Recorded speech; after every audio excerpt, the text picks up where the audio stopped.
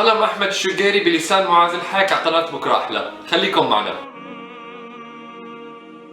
السلام عليكم ورحمة الله وبركاته، أهلا وسهلا فيكم بحلقة جديدة من سلسلة العادات. بالحلقة الأولى والثانية من سلسلة العادات حكينا أول شيء عن العادات، شو هي، كيف تتكون عنها، ليش لازم نتخلص منها. بالحلقة الثانية حكينا عن بعض العادات الروتينية وشو الشغلات اللي ممكن نعملها نحن حتى نتخلص من هالعادات الروتينية. هاي الحلقة إن شاء الله حابين نحكي عن العادات المستعصية أكثر، مثل الشتم، مثل الضرب، مثل التدخين. فإن شاء الله نحن حنحكي عن الخطوات اللي ممكن نتبعها حتى نوقف العادات. طبعا هذا الحكي مو حكي أبدا، هذا حكي أحمد الشقيري، لكن أنا الحكي كثير اقتنعت فيه، كثير أثر فيني، فحبيت أنا أجيب نفس الحكي تماما وأحكيه على قناة بكرة أحلى. إن شاء الله أنتم بتستفيدوا وأنا بستفيد إني أنا حكيت هذا الموضوع. مبدأ أحمد الشقيري للتخلص من العادات السيئة المستعصية هو مبدأ فرق تسد. فرق تسد هي استراتيجية سياسية أو حربية، بحيث إنه أنت تفرق عدوك وتتركه يا إما يتشابك مع بعضه، يا إما إنه أنت تواجه عدوك أو جبهات عدوك واحدة ورا الثانية، مو كلياتهم سوا. فقال لك أحمد الشقيري إنه نحن بدنا نفرق العادات تبعنا.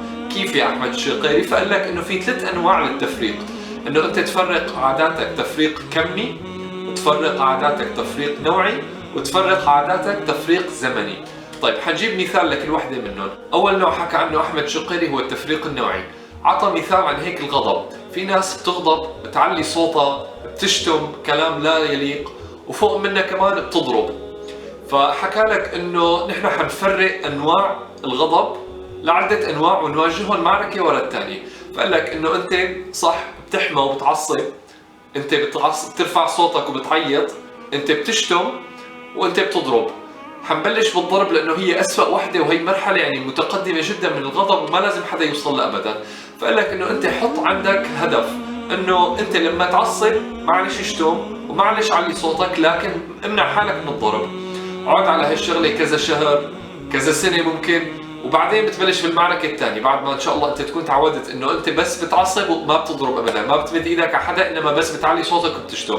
بتخلص من هي بتبلش بالمعركه الثانيه اللي هي انك انت تشتم وتسب، لانه كمان لا يليق. فبتعصب معلش اسمح حالك ترفع صوتك بمقابل انك ابدا ما تشتم. فبتلاقي الموضوع بيكون صعب بالبدايه، لكن مع الوقت ان شاء الله نحن بنتعود. وبعدين بيقول لك المرحله الثالثه روح على انك انت ما ترفع صوتك ابدا، وبعدين انه انت ابدا ما تحمى ولا تعصب ولا تروي، وهيك بالتالي ان شاء الله بتكون انت يعني تدريجيا وصلت لهدفك انه انت ما تعصب. اما انت حتقول انه انا ما حعصب، حتوقف، حتفشل، حتجرب مره ثانيه تقول انا ما بدي اعصب، وحيجي موقف ويعصبك.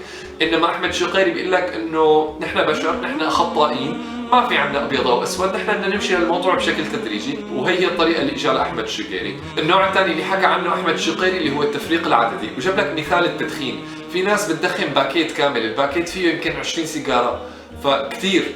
فقال لك انه انت معلش يا اخي، انت بتدخن اليوم باكيت كامل، سويهم هالفتره 15 سيجاره، عود على هالموضوع شهر شهرين 3، وبعدين نزلهم ل 10 سيجارات، ومع هيك قللهم بعدين بتلاقي حالك انه انت خفت عندك عاده التدخين، خلص النيكوتين طلع من جسمك وما عاد بحاجه له مثل الاول. هذا كان التفريق العددي، وهي كانت وجهه نظر احمد الشقيري من الموضوع. واحمد الشقيري كان من الاشخاص المدخنين بالمناسبه، اللي ما كان بيعرف وبطل التدخين. النوع الثالث اللي حكى عنه احمد الشقيري اللي هو التفريق الزمني. جاب لك مثال احمد الشقيري، قال لك الجنك فود او هو المأكولات السريعه، الاكل يعني المو صحي او الحلويات او شو ما كان يكون.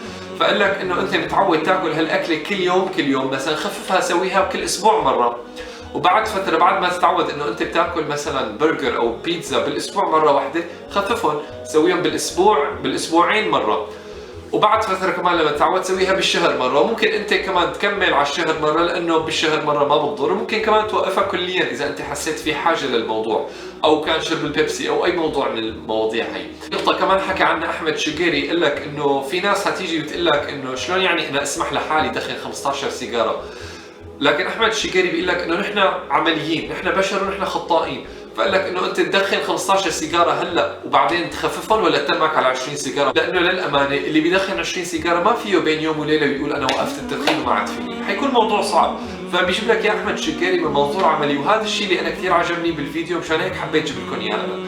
فنحن ان شاء الله بدنا نبطل بعض العادات، وكلياتنا عندنا عادات سيئه، وكلياتنا عندنا عادات مستعصيه، والعادات اللي حكينا عنها هي عادات يعني غير جيدة. فيا ريت نحن نقدر نتعظ بالكلام اللي حكى لنا احمد الشقيري، وكلياتكم تعرفوا مين احمد الشقيري. نحن ان شاء الله على خطى وحابين نتعلم، وان شاء الله نحن نقدر نغير بهالخطوات، لانه انا حسيت عن جد خطوات عملية وخطوات منطقية لانه نحن كبشر يا جماعه خطائين، نحن ما بنقدر، يعني ما في ابيض او اسود.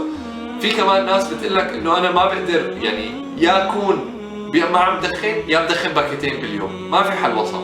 لا، نحن بدنا نمشي تدريجيا، وهذا الشيء عملي ان شاء الله تعالى. وهي كانت ختام الحلقه تبعنا لليوم. الحلقه الجايه ان شاء الله حنحكي كيف نحن ممكن نبني عادات جيده، ومو اي عادات جيده، ان شاء الله العادات اللي ثقيله اللي محرزه اللي عن جد بتخليك انت تنطلق لهدفك. شكرا كثير لاستماعكم ويعطيكم العافيه، وكل عام وانتم بخير. ان شاء الله الدنيا على العيد. بنشوفكم الاسبوع الجاي، ولا تنسوا بكره احلى، وهذا هدف القناه.